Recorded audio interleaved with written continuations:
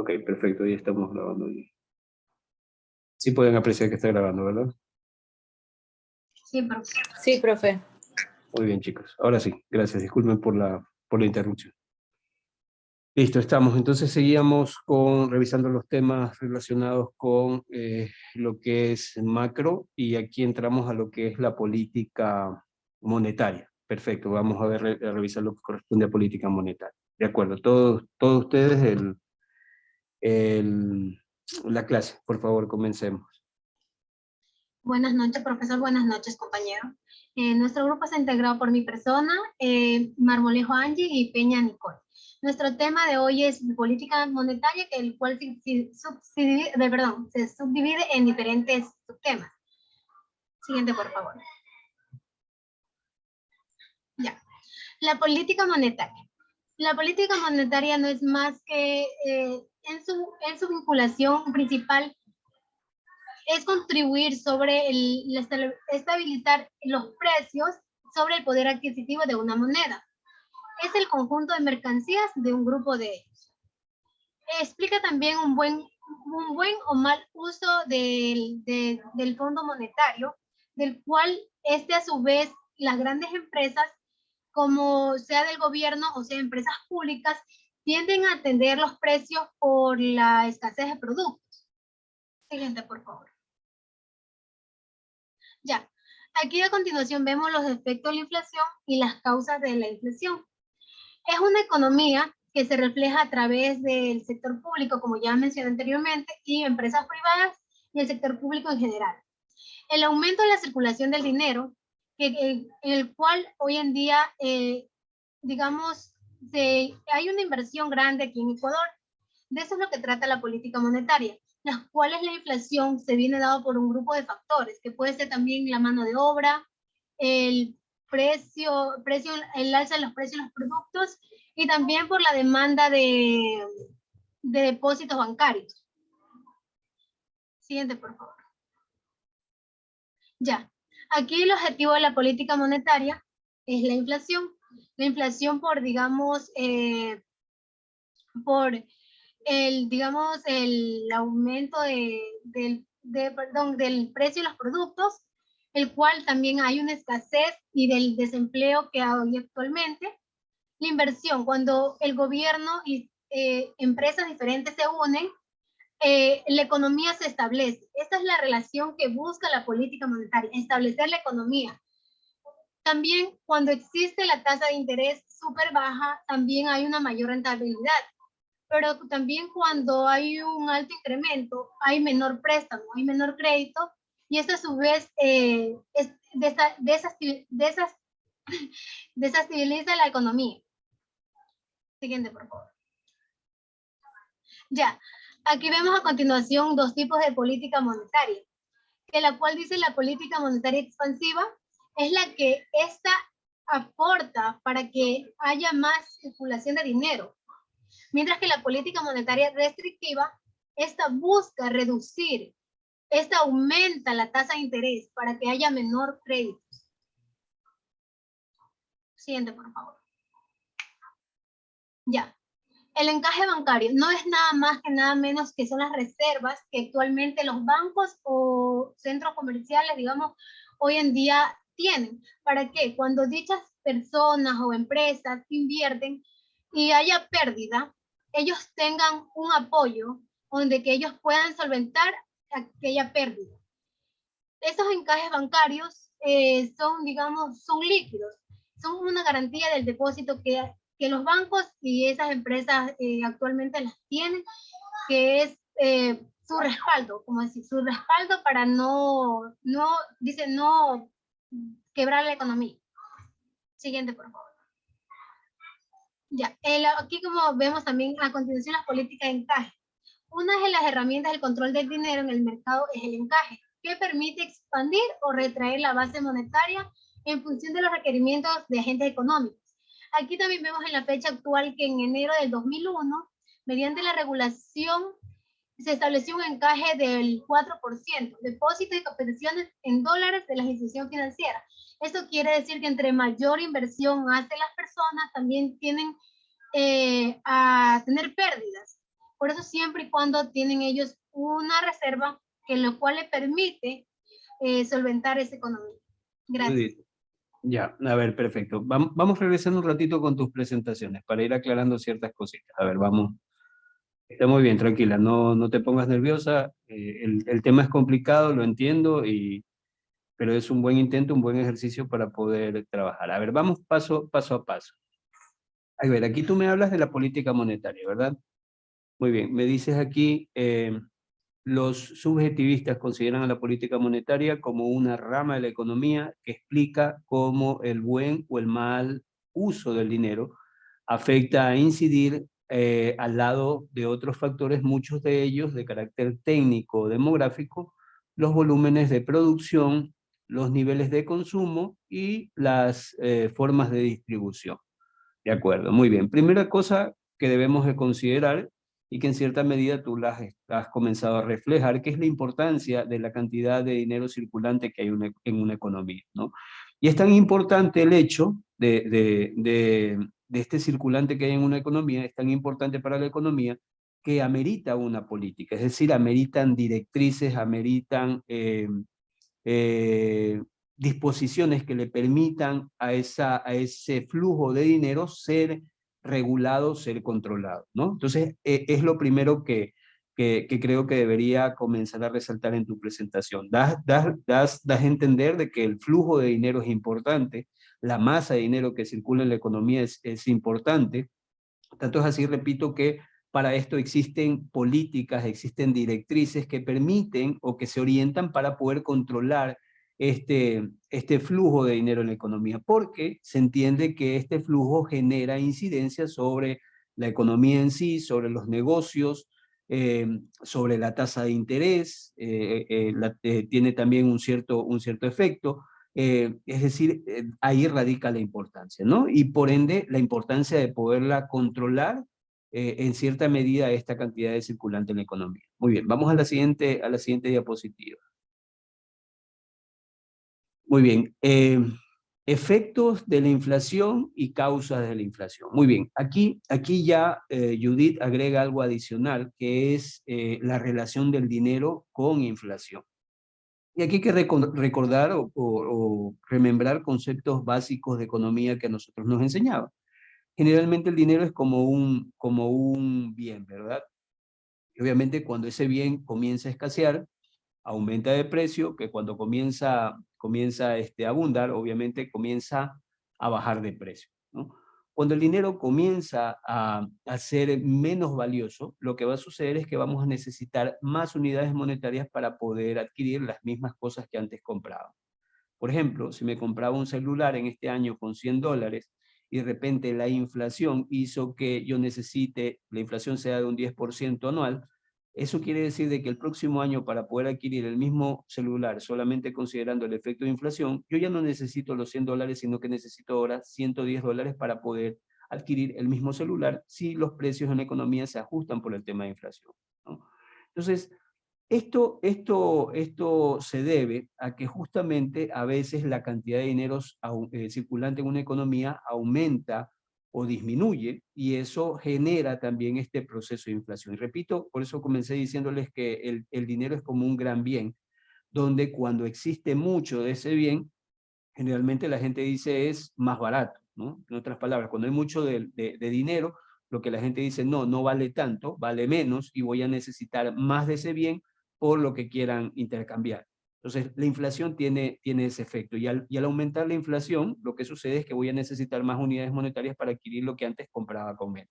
Y asimismo, al bajar la inflación, lo que va a suceder es que voy a necesitar menos unidades monetarias para adquirir lo que antes compraba con más. Pero hay ese efecto, ¿no? Entonces aquí Judith ya lo relaciona el tema de la masa de dinero circulante con la inflación. Y dice, en una economía se refleja el alza continua y generalizada de los precios en el sector público, gobierno, privado, empresas y sector público en general, principalmente por el aumento del dinero en circulación. ¿Sí ven? Aquí ella está resaltando justamente eso, ¿no? Por el aumento del dinero en circulación se refiere a las cantidades de efectivo utilizadas en las transacciones comerciales, incremento de la demanda real, aparente aparente de los bienes y servicios a disposición del público, ¿no?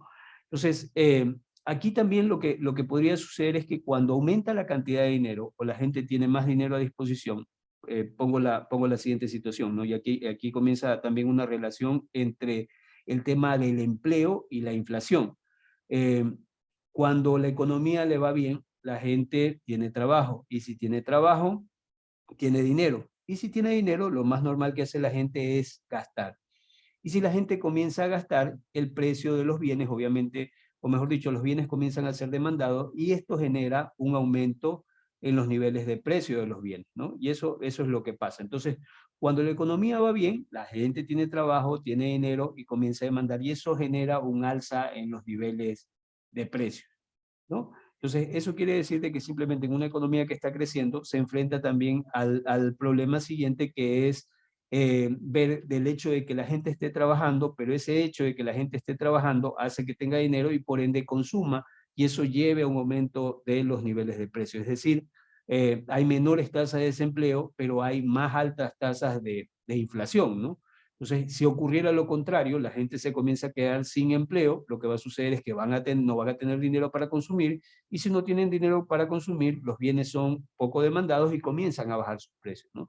Entonces ahí se presenta otro elemento que es la disyuntiva que hay entre tener o niveles altos de inflación y bajos niveles de desempleo, o lo contrario, ¿no? Tener bajos niveles de inflación y altos niveles de desempleo.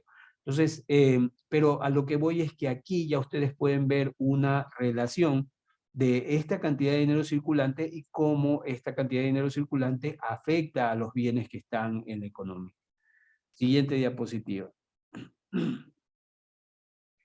Muy bien, aquí tú lo que presentas son objetivos de la política monetaria. Muy bien, entonces, ¿qué objetivos tiene esta política monetaria? Dice, lo primero es controlar la inflación, ¿no? Algo importante es poder ver que los precios no suban de manera desmedida. Justamente el tema de desempleo, la otra disyuntiva que yo les planteaba, el hecho de que eh, si hay dinero circulante, es como que un cuerpo tiene sangre, si un cuerpo tiene sangre, la economía tiene vida, y si hay dinero circulante en la economía comienza a producir, y eso lleva a bajos niveles de desempleo, ¿no?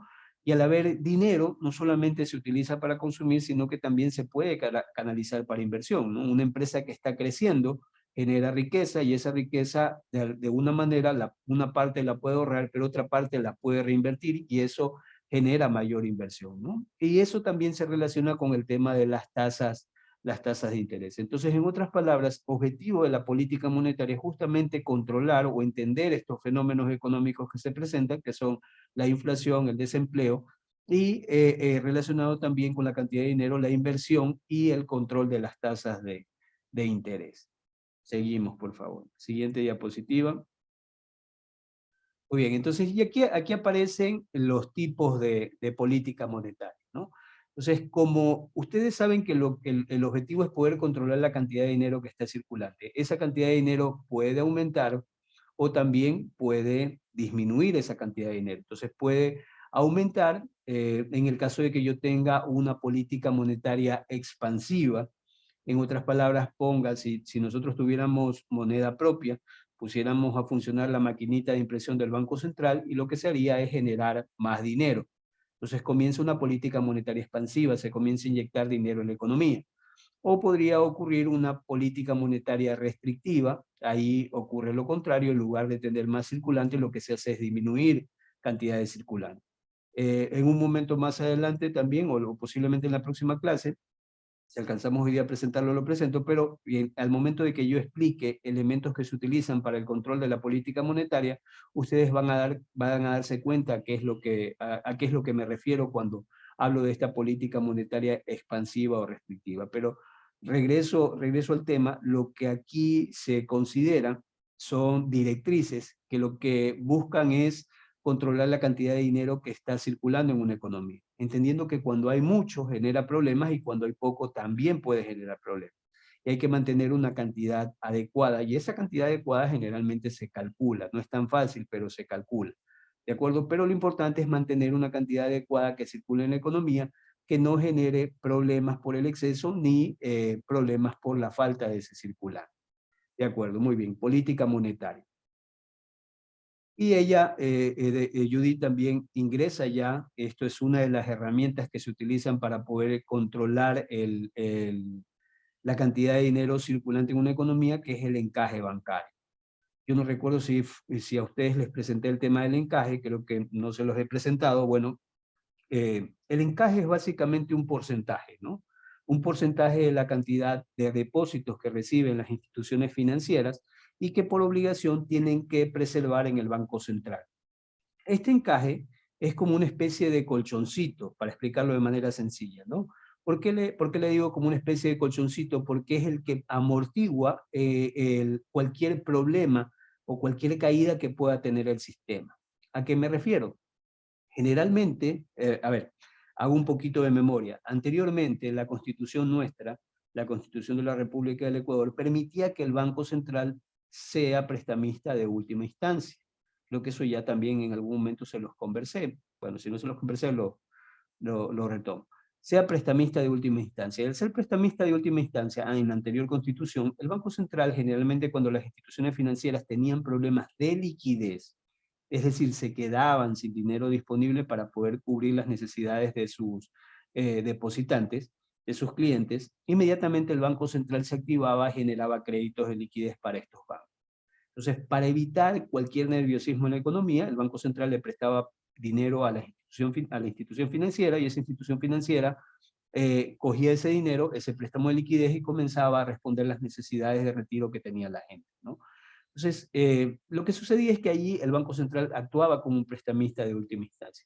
Esa figura se mal utilizó, y fue gran parte o gran base del problema que finalmente terminó llevando a la gran crisis bancaria que nosotros tuvimos casi terminando los 90. Entonces, lo que sucedió ahí es que debido a estos préstamos de liquidez, los bancos comenzaban a entregar activos al Banco Central y a cambio recibían dinero. Y lo que sucedía es que estos bancos comenzaban a entregar activos y finalmente el Banco Central se terminó llenando, o el Estado se terminó llenando de bienes, mientras que el dinero fluía hacia los bancos, ¿no? A eso se le agregó, si ustedes revisan, creo que a ustedes les mandé a ver el tema del feriado bancario, y ahí recordarán que justamente lo que pasaba ahí es que estos activos a veces no representaban el valor que realmente era lo que se cubría con el dinero que llegaba del Estado. Y eso generó un gran problema. Cuando se modifica la Constitución del 2008, perdón, sí, del 2008, sí. Bueno, cuando se modifica la última Constitución, en el 2008, justamente se hacen este tipo de cambios. Se evita de que la normativa sea tan laxa, sea tan permisiva para la banca, y se colocan una serie de restricciones, y entre ellas, de esas restricciones está que el Banco Central ya no iba a prestar más dinero a la banca privada cuando tuvieran problemas de liquidez. Entonces la pregunta era cómo hacía la banca privada para poderse recuperar en el caso de que hubiera un problema, y justamente una alternativa para poder responder a esas necesidades de liquidez es el encaje bancario. Por eso es que yo les decía que el encaje bancario es como una especie de colchón. Es una parte de los depósitos que captan las instituciones financieras, que por ley tienen que colocar en el Banco Central, y ese dinero se utiliza cuando el banco necesita responder estas necesidades de liquidez. En Cristiano, hoy día hubo un exceso de demanda de dinero en alguna institución financiera, que generalmente suele pasar porque la gente se pone nerviosa, porque hubo un problema social, porque ocurrió algún tipo de paro, algo pasó, y la gente comienza a demandar dinero, y a veces sucede no solo en una, sino en varias instituciones, ¿no? Entonces, en ese caso, el banco puede recurrir a lo que él tiene guardado en sus bodegas como dinero que tiene a disposición el banco, o también puede recurrir a la cantidad de dinero que tiene en el Banco Central como encaje. Y de esa manera toma esos recursos y puede responder a estas necesidades de liquidez, ¿no? Entonces, el encaje, por eso es que yo les digo, es como una especie de colchón frente a una caída del sistema. Ayuda a responder en esta situación. Pero el encaje también tiene la bondad de ser un instrumento de política monetaria. Inclusive, yo creo que en su página, si no recuerdo mal, no, ustedes no, son nuevamente los chicos de banca. Bueno, yo generalmente les presento un video cuando se hizo el cambio del encaje al 5%, cuando se aumentó el encaje, ¿ya? Y ahí se lo utilizaba justamente como un instrumento de control de la cantidad de dinero circulante en la economía. Cuando se aumenta el encaje, lo que sucede es que lo que se capta como depósitos se le pide a los bancos que coloquen más en el Banco Central. Es decir, que si tenían, por ejemplo, $100 captaban, 5 era el encaje, solamente el banco podía tomar 95 y prestar. Obviamente el banco lo que necesita es tomar todo el dinero y colocarlo y prestarlo, pero en este caso, para seguridad, se guardaban esos 5 dentro del Banco Central. Si yo bajara el encaje, es decir, no lo dejara en 5, sino que lo dejara en 2, se liberaban en ese momento $3, que el banco lo utilizaba y lo colocaba para prestar. Entonces, con ese ejemplo, lo que les estoy manifestando es que el encaje sirve como una herramienta para aumentar o para disminuir la cantidad de dinero circulante. Cuando aumenta el encaje, se retira dinero circulante de la economía, y cuando se reduce el encaje, por el contrario, aumenta la cantidad de dinero circulante en la economía. Actualmente los bancos lo que quisieran o lo que buscan o lo que desean es justamente trabajar sin encaje. Eso sería el mundo ideal para ellos. Pero debido a los problemas que ocurren generalmente en la economía, es bueno mantener este colchón, ¿no? Poquito dinero que se guarda en el Banco Central para responder a cualquier necesidad que pueda tener el sistema, ¿no? Pero generalmente los bancos lo que más quisieran es tener todo lo que prestan y poderlo colocar y hacerlo producir, porque ese es su negocio. Pero con lo que les comento, lo que trato de resaltar es primero el concepto del encaje, que el encaje no es otra cosa sino que un porcentaje del total de depósitos que se guardan en el Banco Central. Se mantienen guardados en el Banco Central para poder responder a necesidades de liquidez que puede tener el sistema financiero. Ya, pero también lo que trato de resaltar es la importancia del encaje como una herramienta de control de la cantidad de dinero circulante en una economía. Si aumenta la cantidad de encaje, se retira liquidez. Si baja la cantidad de encaje, aumenta la cantidad de liquidez circulante en la economía. Ya lo vamos a ver más adelante, ya les voy a explicar más a detalle ese tema, inclusive viendo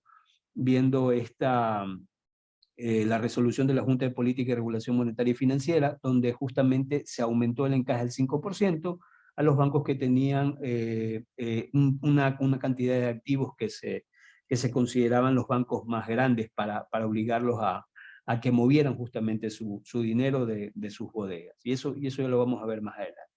Bueno, entonces el encaje, un tema importante. Hasta aquí llegaste, ¿verdad, Judith? Hasta este tema explicaste. Una diapositiva más. A ver, ¿qué más tenemos?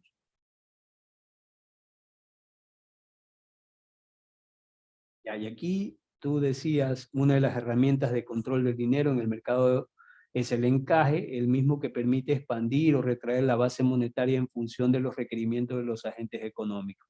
El 31 de enero del 2001, mediante regulación, se estableció el encaje único del 4%. Esto no es de Ecuador, ¿eh? ¿Es de aquí de Ecuador esto? Ese porcentaje no es de Ecuador. Si no recuerdo mal, el encaje está en el 2%. Igual hay que revisar. Revísate esa partecita. Eso me parece que no es de aquí, de Ecuador. El encaje está en el orden de los 2% y el 2%, perdón, y en algún momento subió hasta el 5%. Muy bien, perfecto. Entonces, política de encaje. De acuerdo. ¿Qué más tenemos? No es en realidad política de encaje, es el encaje como instrumento para la política monetaria. Muy bien. Llegamos hasta aquí, hasta el encaje. Buenas noches, profesor. Yo le voy a hablar sobre la dolarización. ¿Bien?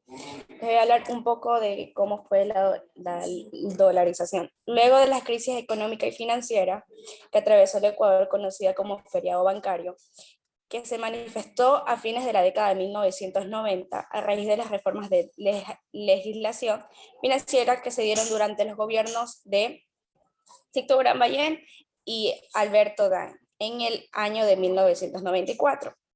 Dejó el local intermedio, que se me sale la diapositiva. Dejó en intermedio a los financieros absolutamente libres para administrar la cartera de crédito, libres para cumplir con las regularidades y controles.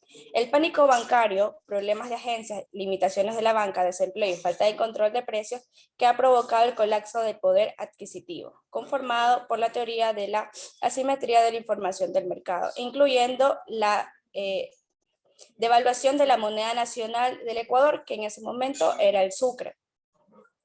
Devaluando así la moneda nacional, escalando con un tipo de cambio que superó la barrera de 20.000 sucres por dólar a fines de 1999. Las inversiones ya se habían retirado. Cerca de 6 millones de dólares llevados a la quiebra en 16 instituciones financieras, en la que el presidente Yamil Maguad fue el sucesor de Gustavo Noboa.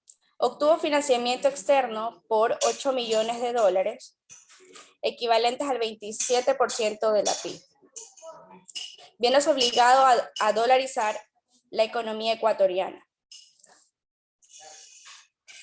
Lo que hizo fijando el tipo de cambio a 25.000 sucres por dólar estadounidenses. Entonces ahí fue cuando devaluó la moneda nacional del Ecuador, que en ese momento era el sucre, y pasó a ser el dólar.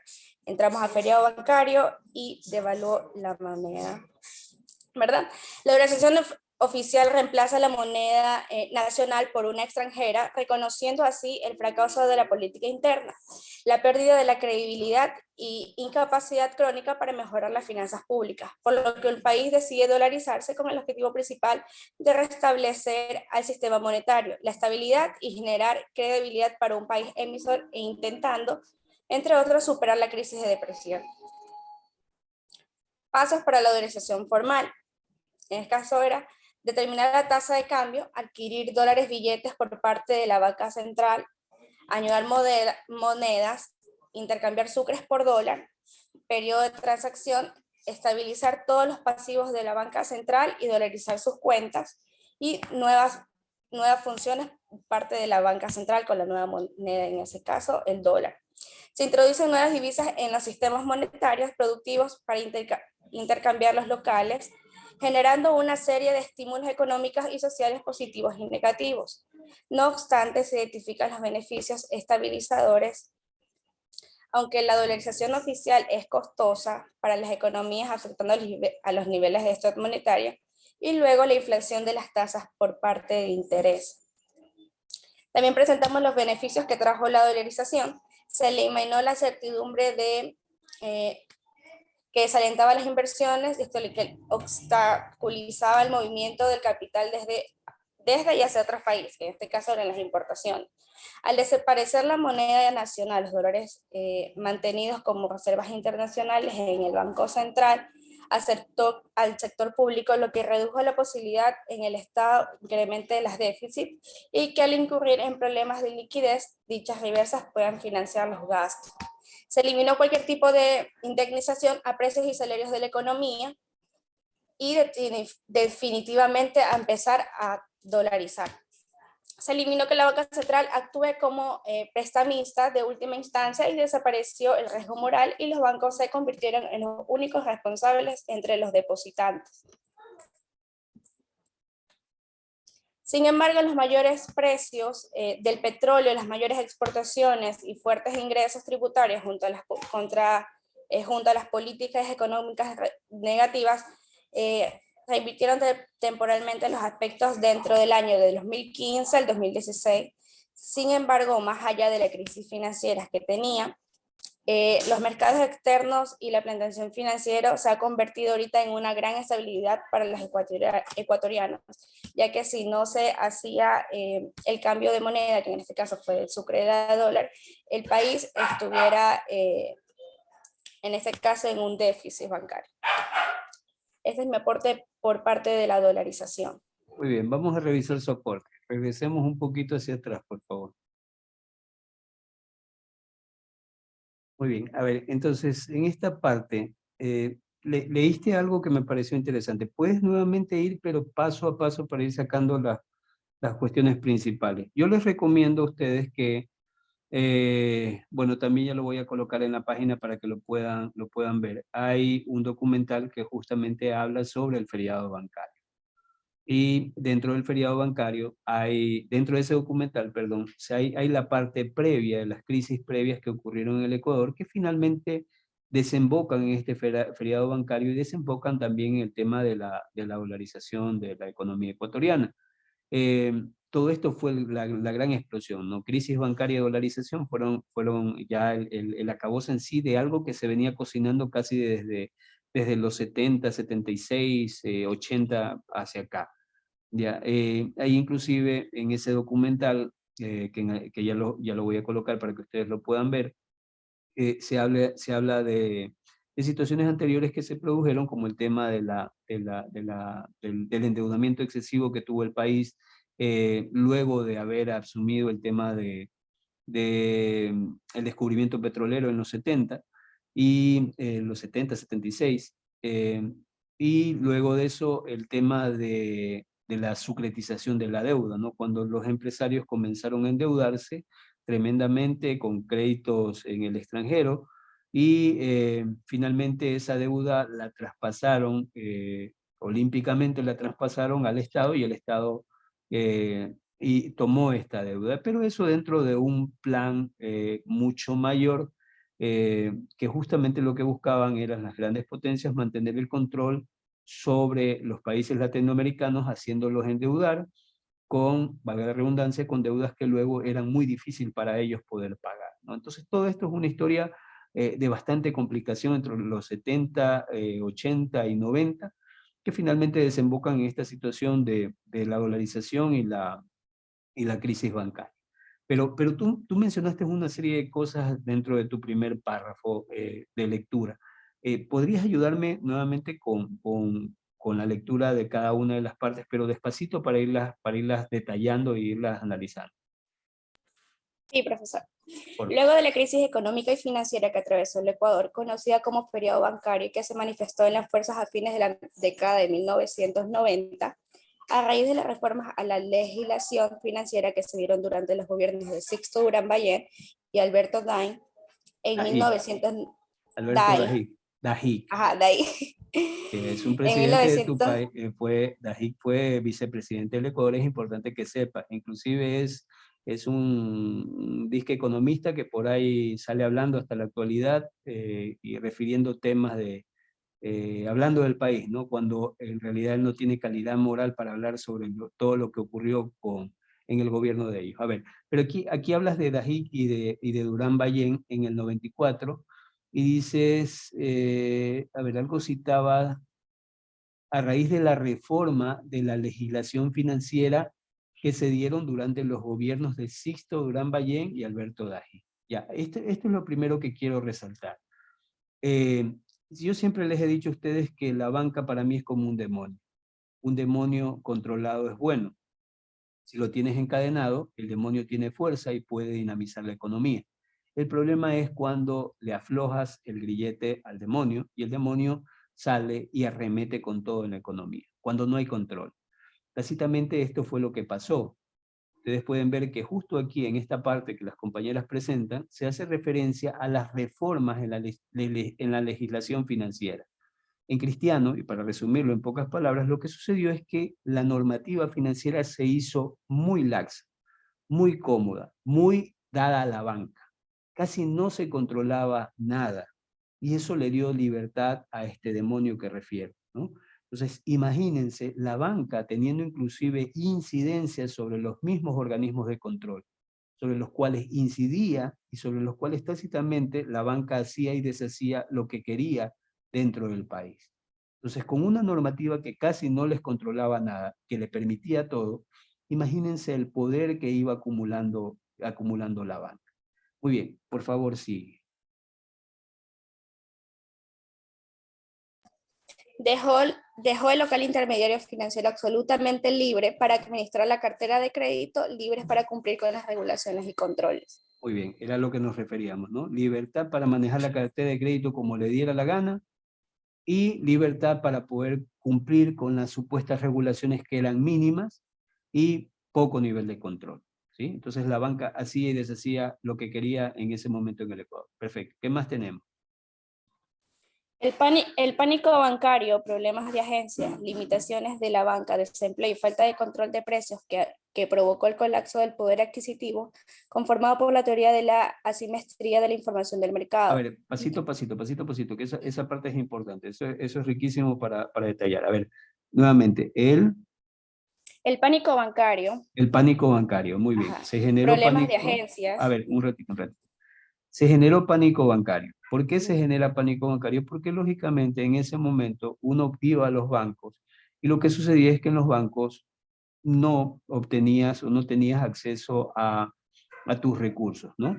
Eh, Ustedes no lo vivieron, pero si hablan con sus papás o si hablan con sus abuelitos, sus abuelitos recordarán que en ese tiempo vivíamos una especie de, de ilusión, en el sentido de que usted iba a un banco y era como que entraba a una institución donde lo atendían como en un hotel. Yo recuerdo que en ese momento yo estudiaba estaba iniciando mi carrera universitaria, cuando hubo el problema del feriado bancario, y yo tenía depósitos en el Banco del Progreso. Y en ese momento yo recuerdo que iba al Banco del Progreso y era como entrar a un gran hotel. Inclusive el Banco del Progreso es el edificio, uno de los edificios que creó justamente en ese tiempo de la crisis, es ese edificio que ahorita ustedes conocen como el gobierno zonal, que está frente al SRI.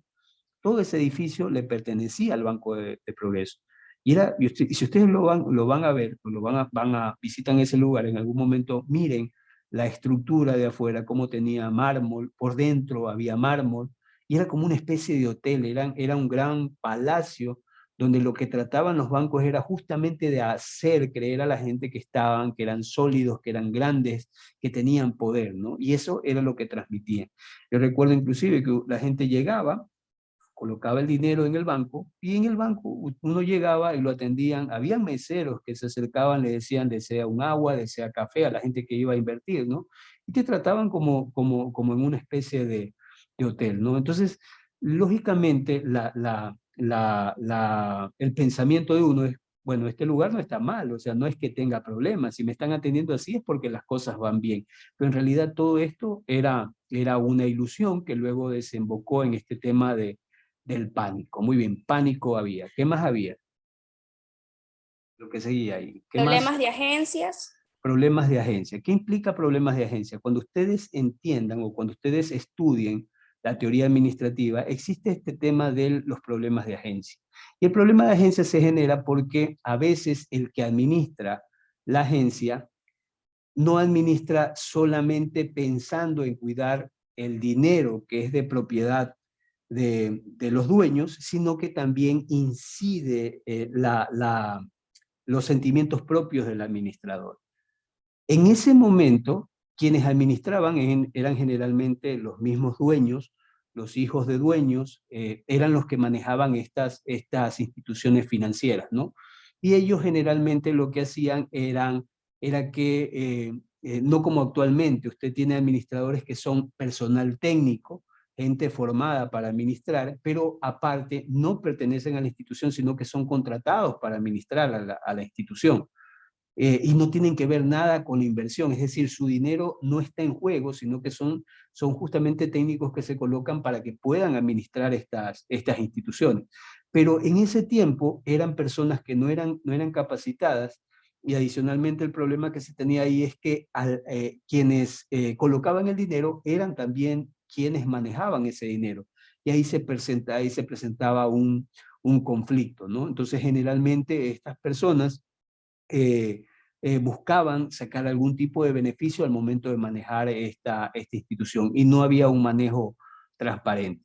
Si ustedes revisan el tema de los problemas que llevaron a la quiebra de las instituciones financieras fue porque justamente las instituciones financieras comenzaban a generar créditos para empresas que eran solamente empresas de papel. Eran instituciones que creaban para mandar hacia allá los créditos, canalizaban el dinero, hacían como que las empresas no podían pagar y simplemente de esa manera sacaban los recursos. Y el banco se quedaba con un crédito mal colocado. y eso generaba ya no un problema de liquidez, sino un problema de solvencia en sí, porque le afectaba a los activos, ¿no? Entonces, estas empresas vinculadas fue una de las cosas que se puede ver en este caso, que incidió mucho porque justamente habían estos intereses de quienes administraban las instituciones financieras que no lo hacían de manera correcta, sino que no había lo que hay actualmente, que es el gobierno corporativo, el control de los diferentes grupos de interés que hay dentro de la institución, eso no había. Y justamente esto llevó al mal manejo de estas instituciones y que finalmente llevaron a los bancos a la quiebra. Entonces, el problema de agencia, ¿qué más había? Limitaciones dentro de la banca. ¿Limitaciones? Limitaciones dentro de la banca o de banca. Bueno, esa... Limitaron mucho más. ¿De? Hubieron limitaciones más en la banca, o sea, dentro del este bancario, dentro, ya cuando fue el feriado bancario se limitaron mucho más. Bueno, lo que habían eran ciertas restricciones en realidad para el acceso cuando ocurrió el feriado, ¿no? El acceso a los recursos, el acceso al dinero, eso fue lo que ocurrió en el feriado. ¿Qué más tenemos?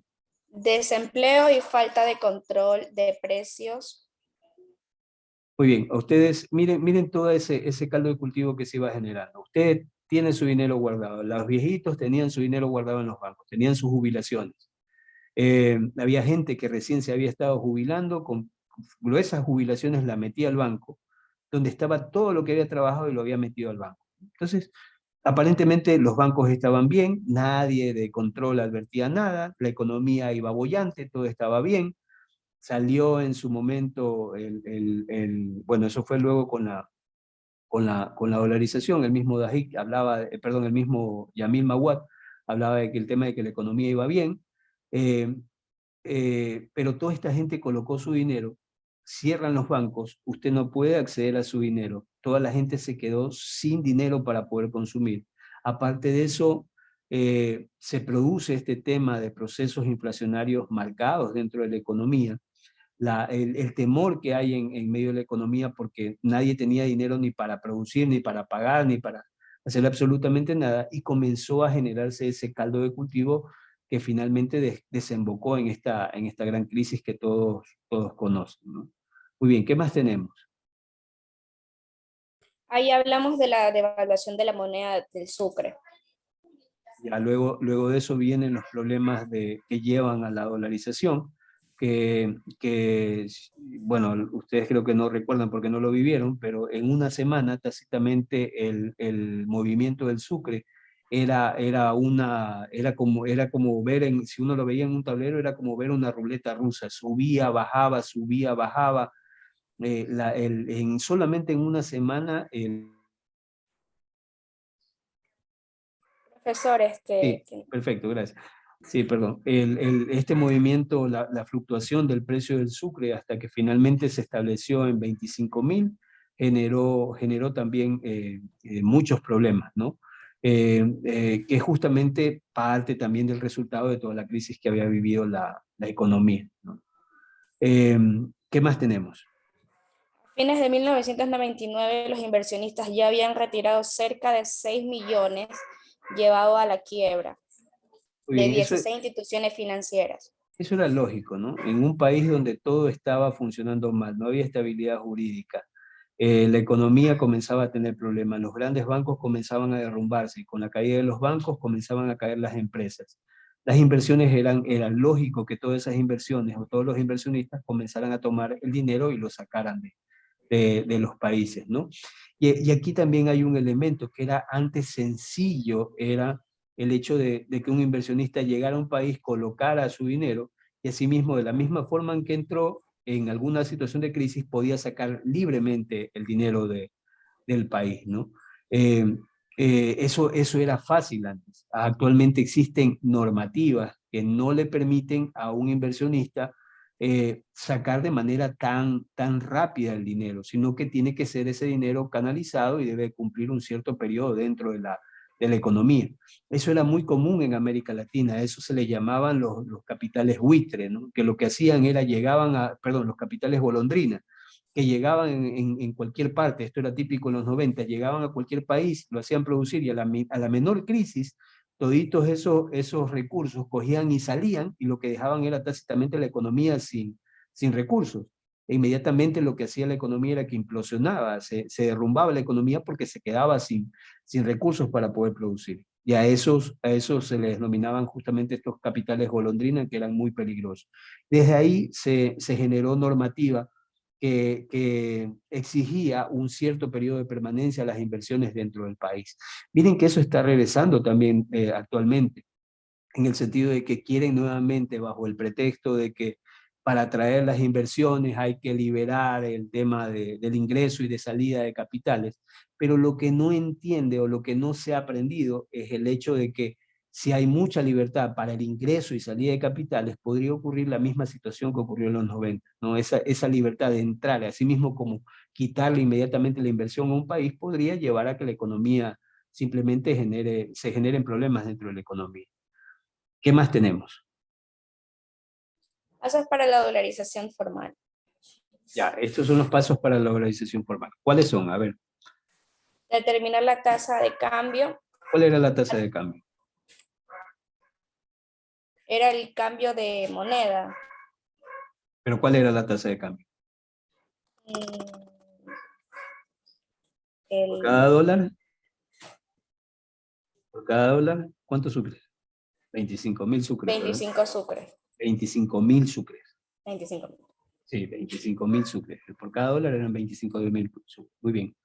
Adquirir billetes por parte del Banco Central. Eso es lógico también, porque el Banco Central, obviamente, estamos adoptando una moneda que no es nuestra, y obviamente para que esa moneda circule en la economía, nosotros teníamos que, como actualmente lo hacemos, recurrimos a bancos europeos, y en esos bancos europeos compramos moneda y la traemos y la colocamos a circular aquí en el país. Acuñar monedas en el sentido de que ustedes pueden ver que actualmente circulan, aparte del dólar común, circula moneda también que aparentemente es moneda acuñada por nosotros, pero es un equivalente para la cantidad de dinero que se necesita en suelto para que circule o para que se utilice en la economía. A eso se refiere con acuñar moneda, pero no moneda propia, sino que como una especie de moneda eh, que es similar al dólar para que se pueda utilizar de manera paralela con el dólar aquí en la economía. Pero eso solamente para monedas, no para billetes. Intercambiar sucres por dólar era obviamente lo que tenía que pasar, ¿no? Porque la economía estaba en sucres, todos teníamos en ese momento sucres y usted necesitaba para poder hacer sus acciones ya no los sucres, sino dólares.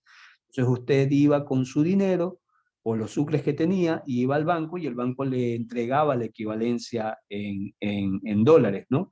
O por ejemplo, si usted tenía cuentas de ahorro, inmediatamente esas cuentas de ahorro, a partir de cierto momento se comenzaban a convertir, las cantidades que tenían las cuentas de ahorro en sucres se comenzaban a convertir en dólares, ¿no? Hubo obviamente un periodo de transición, estabilizar los pasivos del Banco Central y dolarizar también las cuentas del Banco Central. Todas las deudas del Banco Central se tenían que dolarizar, porque obviamente es justamente la institución que manejaba el tema de la moneda. Y nuevas funciones del Banco Central. ¿Por qué hablan de nuevas funciones? Porque aquí ya no tenemos moneda propia, y a pesar de que algunos dicen que inmediatamente, si el Banco Central, si el país ya no tiene moneda propia, inmediatamente debe desaparecer el Banco Central, en la vida real los bancos centrales tienen muchas más actividades que solamente controlar la moneda, ¿no? Pero inmediatamente surgieron nuevas actividades, más que nada de control sobre la masa monetaria, que inmediatamente el Banco Central tuvo que adquirir para poder hacer frente a este nuevo proceso de dolarización, ¿no? Muy bien, pasos para la dolarización. ¿Qué más teníamos? Beneficios. A ver, cuéntanos de los beneficios. ¿Qué resaltamos aquí?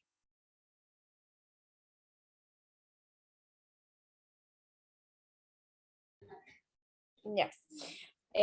Uno de los beneficios que leí adicional a estos es que luego del sucre que se movió a dólar, podemos exportar más de nuestros países a países extranjeros. extranjeros, tenemos como una estabilidad económica, ¿verdad? Porque la moneda de nosotros ya era devaluada. Y voy a leer los beneficios que puse aquí. Se eliminó la incertidumbre de que desalentaban las inversiones y obstaculizaba el movimiento del capital desde y hacia otro país, lo que yo he hablado un poco, ¿no? Al desaparecer la moneda nacional, los dólares mantenidos como reservas internacionales en el Banco Central pasaron al sector público, lo que redujo la posibilidad de que el Estado incremente su déficit y que al incurrir en problemas de iliquidez, dichas reservas puedan financiar los gastos. Al mismo desapareció el impuesto inflacionario como mecanismo de financiación del sector público. Se eliminó cualquier tipo de indemnización de precios y salarios de la economía y todo pasó definitivamente a pensar en dólares. Indexación quiere decir que es como un ajuste por la inflación. Se eliminó cualquier tipo de indexación de precios y salarios de la economía. Anteriormente los precios y salarios se ajustaban justamente por el tema de la inflación. Inclusive los salarios de los servidores públicos tenían este ajuste por inflación, y eso inmediatamente desapareció con la dolarización. Ya, es indexación. Y se eliminó... Y como último tenemos, se eliminó que el Banco Central actúe como prestamista de última instancia, que es lo que usted comentaba antes, y desapareció el riesgo moral. Y los bancos se convirtieron en únicos responsables entre sus depositantes. Muy bien, esto es de resaltar lo que les decía, de que el Banco Central ya pasa a ser, ya deja de ser prestamista de última instancia, y quienes eran responsables justamente de la sanidad del negocio bancario eran justamente las instituciones financieras, ¿no? Entonces, entre los beneficios que ustedes o que nosotros tenemos de la dolarización, así como hay cosas buenas, hay también cosas, podrían decirse malas, ¿no?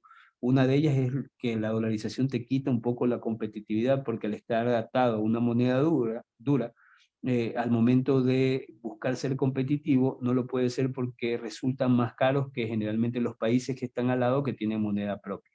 En Cristiano lo que digo es que nuestra producción es mucho más cara porque es en dólares, comparado por ejemplo con Perú y con Colombia, que ellos pueden tranquilamente devaluar su moneda, y en ese momento sus productos son más baratos que los nuestros, y cuando viene un comprador internacional obviamente va a preferir ese tipo de productos que son más baratos comparados con los nuestros, que pueden ser lo mismo, pero tienen un precio mayor, ¿no?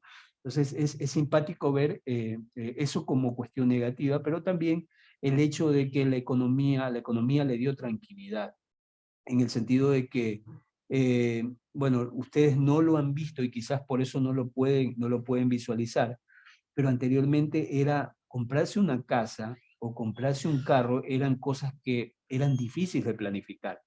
Yo inclusive, yo cuando comencé a estudiar en la universidad, yo dije por lo menos a los 60 o 70 años, yo digo, ahí recién voy a tener la entrada para poder dar para mi casa.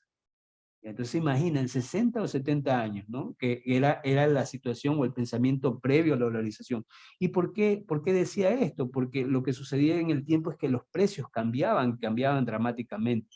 Yo recuerdo que en algún momento mi papá se quiso comprar un vehículo, y el vehículo, imagine que valía más o menos 40 millones de sucre, valía el vehículo, lo habíamos visto el día viernes, ¿no? Y decíamos, bueno, la próxima semana vamos y lo compramos. Y vamos a la siguiente semana y el vehículo ya no valía 40 millones, sino que ahora valía 43 millones.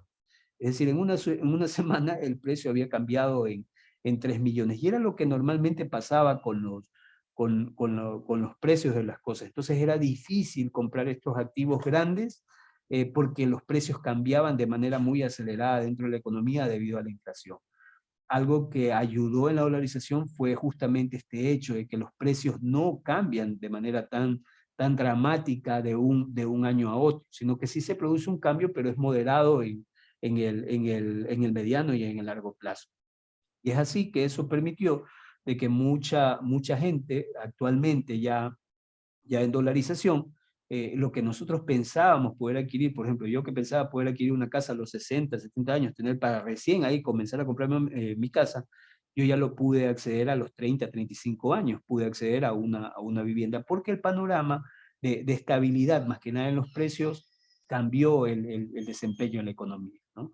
Entonces, eso podría ser lo atractivo de la dolarización. Pero así como hay cosas atractivas, como les digo, hay otras cosas que podrían llamarse como negativas, pero que nos ponen un poquito en desventaja al ser un país dolarizado.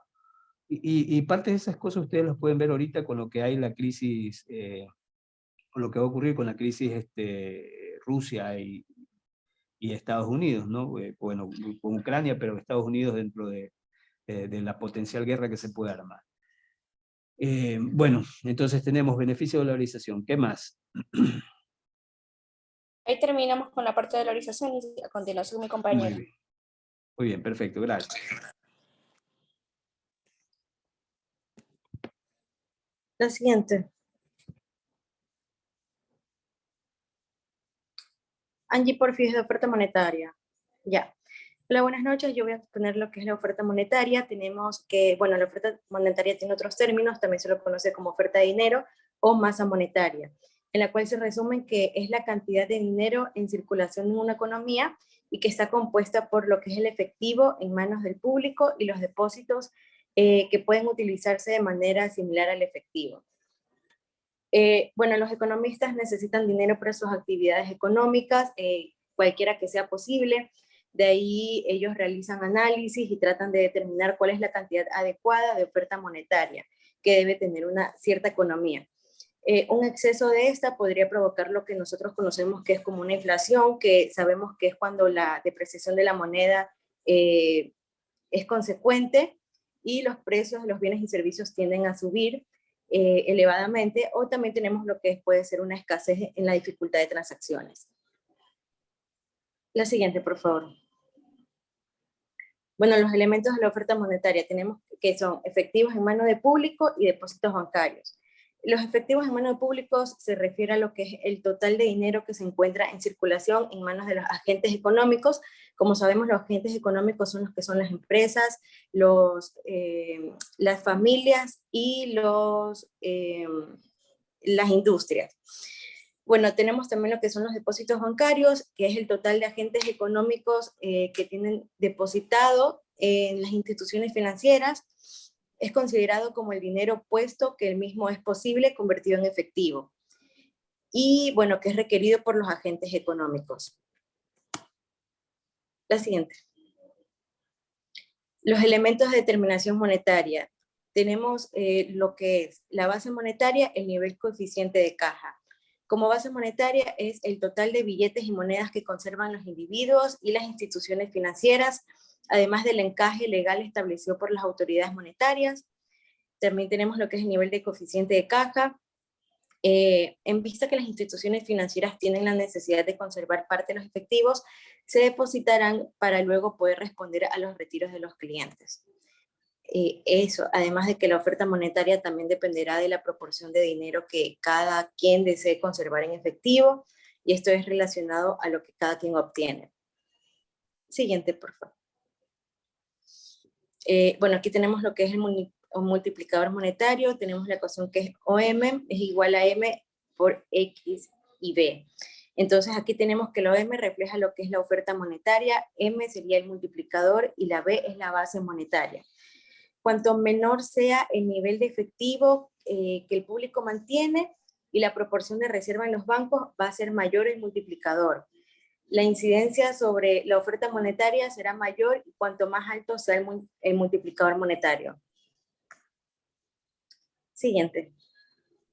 Bueno, aquí tenemos una información que fue sacada del Banco Central del Ecuador. Esto refiere a la oferta monetaria y a la liquidez total, dependiendo, bueno, en la cantidad de años que tuvieron sus meses y respectivo a los valores.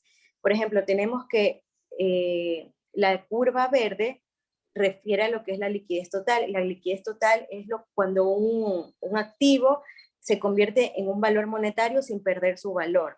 Entonces aquí vemos cómo la curva va creciendo desde, bueno, es una referencia de enero del 2019 a noviembre del 2021.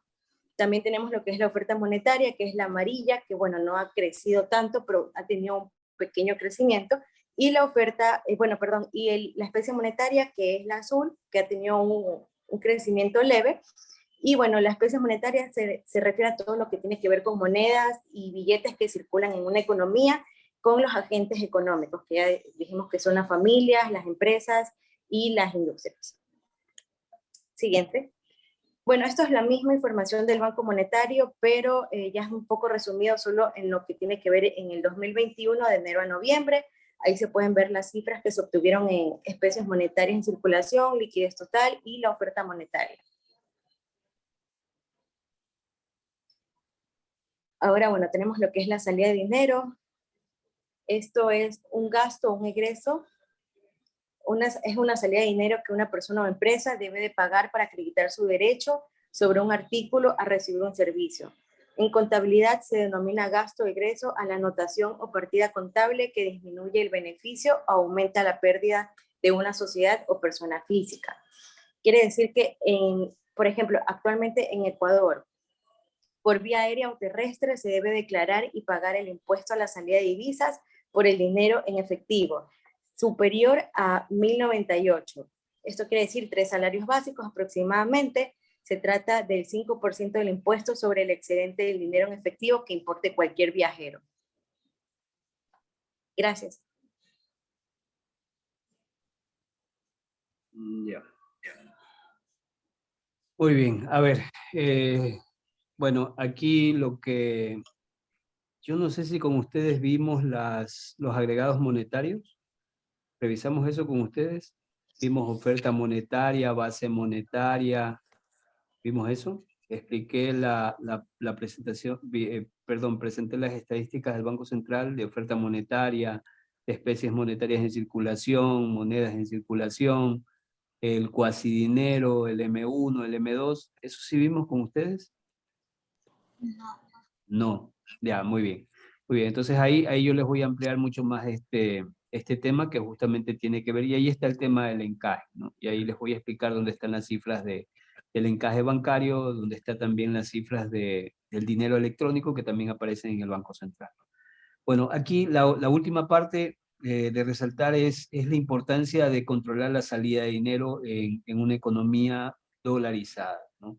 En realidad, actualmente lo que se busca es, bueno, ya parte de la salida del impuesto a la salida de capitales se está eliminando, ¿ya? Y eso es, bueno, dice la teoría que debería ser un elemento que se debería mantener en estas economías dolarizadas, porque justamente eso es como una especie de barrera que evita de que la gente pueda sacar libremente el dinero o salga libremente el dinero de esta economía que, como ustedes saben, la moneda no le pertenece. Entonces, si no hay esa barrera de salida, si se la quita, simplemente el dinero va a comenzar a fluir hacia el exterior con libertad total. El hecho de que a las personas le cobren el 5% por sacar el dinero del país parece mentira, pero hace pensar 2 y 3 veces a una persona colocarlo fuera del país, ¿no? De repente para usted, para mí, que somos muy rara vez podemos hacer un tipo de transferencia hacia el exterior. Por ejemplo, yo estoy estudiando y me toca pagar, me toca pagar en el exterior las pensiones o la colegiatura de la universidad en la que estoy estudiando. Entonces, en ese momento yo tengo que pagar el 5% por salida de divisas aquí del país. Pero eso es momentáneo, es situación pequeña. Generalmente el común de los mortales ecuatorianos no mueve grandes sumas de dinero hacia el exterior.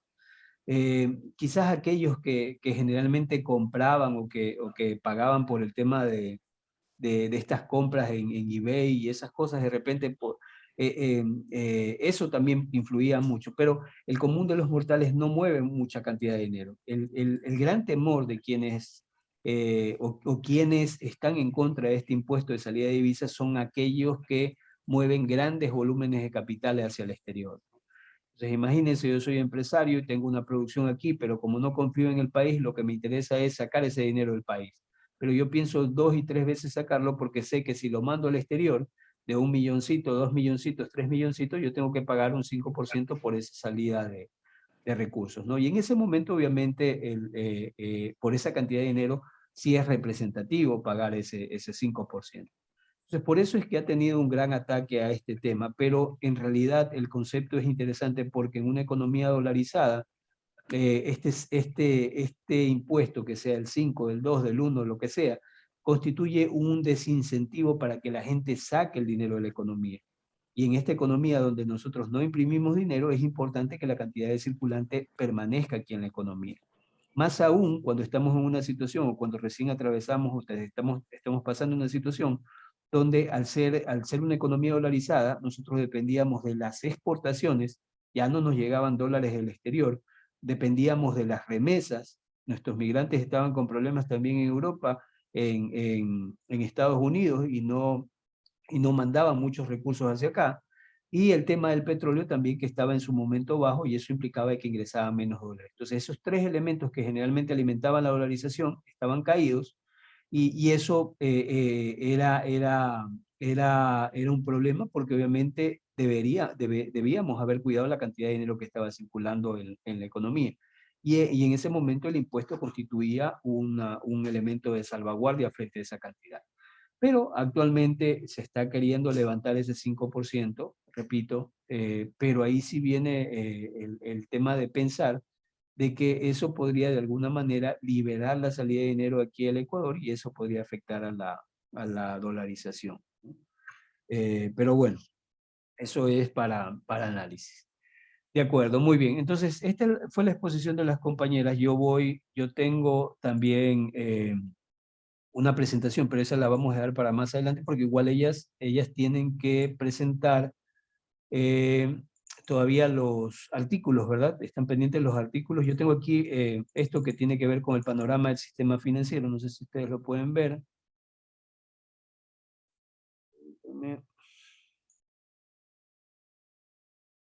Esta es la presentación que tendríamos que revisar con relación al panorama del sistema financiero, donde yo justamente tomo la Constitución y explico la Constitución del 2008 y comienzo a hacer una revisión sobre la política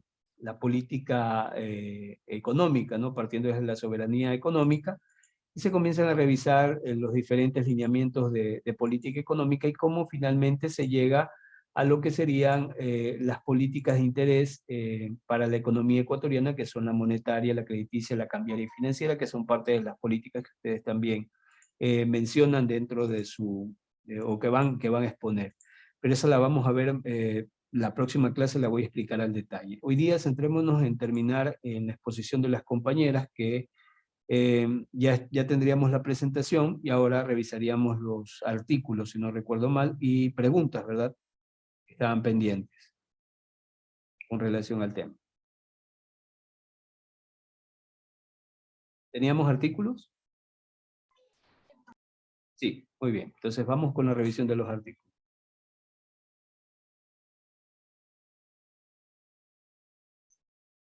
Ya aquí un artículo científico que encontramos que es de suma importancia, sobre que habla la política monetaria y el encaje en sí, que dice que la tasa de interés de referencia es, en condiciones normales, el instrumento operativo convencional del Banco Central en escenario de elevado estrés económico. La incertidumbre distorsiona el perfil de riesgo de los agentes económicos y con ello interrumpe los principales canales de transmisión a la economía. Para recuperarlo, las modificaciones al encaje se han constituido en una de las principales herramientas no convencionales de la política monetaria. Como ya hemos hablado anteriormente, que el encaje son los recursos que utilizan los bancos para cualquier pérdida que haya sobre los depósitos que ellos actualmente tienen. Sí.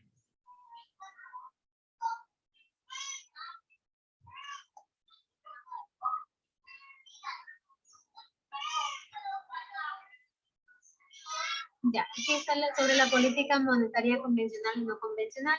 Es el esquema actual de metas explícitas de la inflación de la tasa de interés, referencia en el instrumento operativo convencional del Banco Central, cuyas modificaciones dan señal al público de los cambios en posiciones de la política monetaria orientados a garantizar la convergencia de la inflación. ¿Qué quiere decir con convergencia? Es la unión de los países sobre la de inflación y las expectativas de la inflación a la meta. Esta convergencia de la inflación a la meta reduce la incertidumbre y genera la confianza en el valor presente y futuro de la moneda. elemento imprescindible para estimular el ahorro, atraer inversiones productivas y promover así un crecimiento económico sostenido. Sobre la unión de empresas que ahora últimamente esparcen mucho, importan y exportan productos para cual estabilizar la economía. Siguiente, por favor.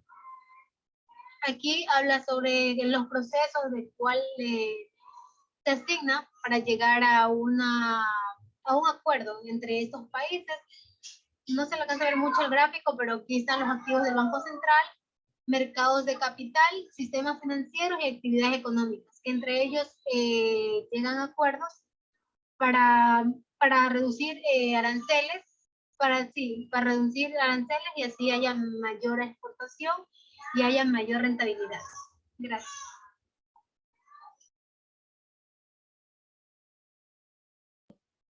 El otro artículo que encontramos en las ventajas y desventajas del uso del encaje como instrumento monetario no convencional. Tiene mayor impacto que la tasa de referencia sobre los créditos con mayor prima de riesgo, préstamos consumos, por ejemplo. No tiene impacto importante dentro del mercado de capitales. Eleva tasas activas y reduce tasas pasivas para su efecto en el margen financiero. Puede ser útil cuando se busca ajustar la posición política monetaria sin alentar mayor influjo de capitales. Un mayor encaje en dólares encarece el forward al elevar la tasa activa en dólares. Medida macroprudencial asegura que bancos cuenten con liquidez suficientes para enfrentar choques y reducir riesgos crediticios. Dentro de ahí tenemos un ejemplo de remuneración al encaje adicional de la moneda extranjera. Un pequeño gráfico. La evolución del encaje. Desde 1992, con la consolidación del proceso de adopción de mecanismos indirectos de mercado para la implementación de la política monetaria. La política de encajes del Banco Central ha tenido básicamente un rol prudencial, cuyo nivel mínimo legal se ha mantenido bastante cercano al nivel operativo que los bancos suelen mantener para la fluidez de su intermediación, como la profundización de la intermediación financiera. Los bancos han sido perfeccionados a su manejo de liquidez y con ello se fue reduciendo el nivel operativo de reservas líquidas necesarias. A continuación voy a leer las 5 primeras preguntas que fueron realizadas por mi grupo. ¿Cómo se dio las reformas legales de la dolarización? Al dolarizar la economía ecuatoriana, el 9 de enero del 2000, se emitió la Ley para la Transformación Económica como profundas reformas, lo cual modificó el sistema cambiario y monetario e introdujo cambios de legislación en el ámbito financiero y otras leyes. Como segunda pregunta tenemos, ¿en qué año se produjo la crisis financiera global?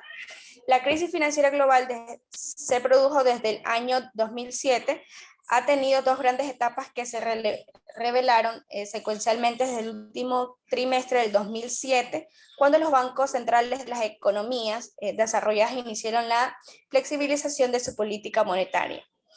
Tercera pregunta, ¿qué es el mercado de dinero? Mercado de dinero viene determinado por el deseo del público de tener dinero, representando por la curva de demanda de dinero y por la política monetaria del Banco Central representada por medio de la oferta monetaria fija. Su interdependencia determina el tipo de interés de mercado. Como cuarta pregunta es, ¿qué es el encaje? El encaje bancario es el coeficiente legal de reservas o de caja, indica el porcentaje de los depósitos bancarios que puede estar inmovilizados y que deben mantener los bancos comerciales en reservas líquidas como garantías de depósitos. Como quinta pregunta tenemos paso para la dolarización formal. Fue lo que ya vimos en mi exposición, fue determinar la tasa de cambio, adquirir dólares por billetes por parte del Banco Central, acuñar monedas, intercambiar sucres por dólares, periodo de transacción, estabilizar todos los pasivos del Banco Central y dolarizar sus cuentas y nuevas funciones para el Banco Central. A continuación mi compañera va a leer las últimas 5 preguntas. Ya. Pregunta 6. Menciona uno de los beneficios de la dolarización. Se eliminó que el Banco Central actúe como prestamista de última instancia y desapareció el riesgo moral y los bancos se convirtieron en únicos responsables entre sus depositantes. 7. ¿Durante qué gobierno se dieron las reformas legales de la dolarización? Se dio durante los gobiernos de Sixto Durán Ballén y Alberto Daiva.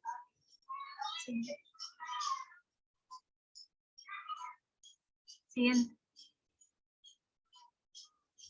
Ya, ¿qué es la oferta monetaria?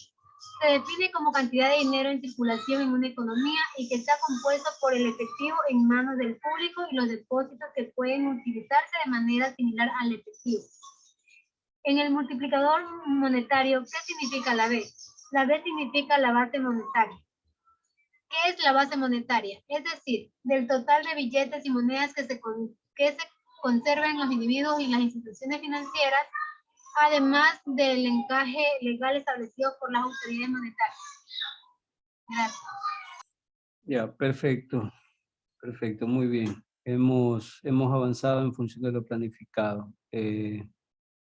Bueno, gracias por la exposición, chicas. Muy buen esfuerzo por presentar este tema que no es sencillo. En realidad es complejo de presentar, pero muy bien presentado.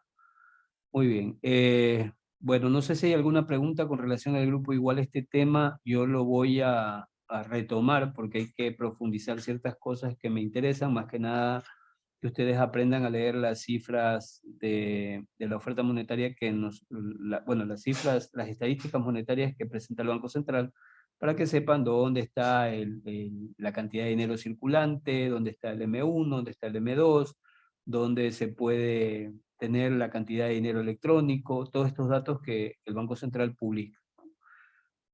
Bueno, no sé si tengan alguna pregunta con relación a lo que ha presentado el grupo, alguno de los compañeros. ¿Alguna inquietud de lo que se ha avanzado en esta noche? Bien, eso es el señal porque expusieron muy bien, que sus compañeros no tienen ninguna pregunta. Pero ya voy a preparar yo las preguntas para el día del examen. Ahí vamos a ver si es verdad esto. Pero no Muy ponga bien. tantas, profe. Ya, muy bien. No, muy buena exposición, buen esfuerzo, chicas. Gracias por el trabajo que hicieron. Bueno, con el resto nos quedamos hasta acá. El día lunes yo explico parte de esta presentación en los temas. Respira nomás, tranquila, Angie. El día Estaba lunes yo... nerviosa, profe. Tranquila, recién llegamos de carnaval, por eso es que estoy con la moral baja, así que tranquila. Entonces ya el día lunes revisamos ciertos temas y reforzamos parte de los conceptos con otros elementos que vamos a ver acá, ¿ya? Nos quedaríamos hasta aquí, les agradezco por haber estado acá, por favor no se olviden de compartir esta información con sus compañeros para que puedan preparar para el día del examen. Al siguiente grupo también pendiente porque ya avanzaríamos para poder terminar, si es posible antes de tiempo, tener todas las exposiciones terminadas y poder ir tranquilos al examen. Bueno chicos, les agradezco en todo caso y nos veríamos la siguiente clase. Pasen bien y buena noche. Chao, profe. Pasen bien.